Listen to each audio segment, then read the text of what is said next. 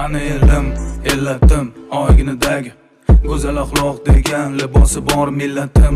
Qo'lini ko'ksiga doim bosgan o'zbekim. Mani elim, g'ururim, jonim fido bo'lsin agar mani kamida har dam. Salomatligi bor oqibatda oxiri tagidam odam. Xotirjam o'zbekim mani millatim, donishmand devonxonam. Bu yerlarni kezdi bo'lib har yon ahli xarobotilar. Devonayu mashoyiq abdollar, Ibn Sino bobolarim, Hazrati Naqshband darajati ulug'lar, balogardonlar. Terani koinot sirlarini bilishni istar hamon bu odamzod. Hozirgi kunda ham noayyon bardavom. Endi aniqlanayotgan bashoratni bilar edi kim? Ulug'bek bobom. O'zbegim, mana elim, o'zbegim, millatim, mana g'urur. Zaminim elim go'da yanada bepayon, har tomonda Samarqand, Buxoroda Xiva tomon. Bo'ldimga doimani, bo'ldimga doimani, yana bu markazning dono dunyoning olamida mani.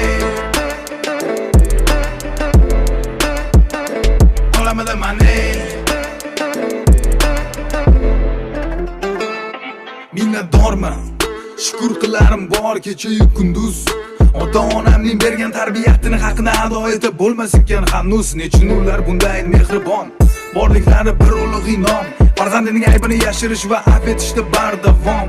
Chunki ular ham vaqtida shunday tarbiyat ko'rgan.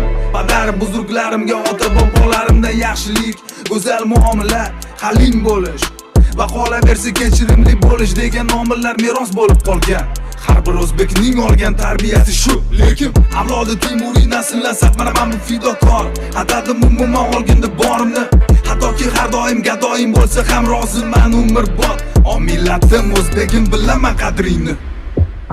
O'zbegim, mana elim, o'zbegim, millatim, mana g'urur. Zaminim elim go'da yanada bepayon, har tomonda Samarqand, Buxoroda Xiva tomon. Bo'ldimga doimani, bo'ldimga doimani, yana bu markazning dono dunyoning olamida mani.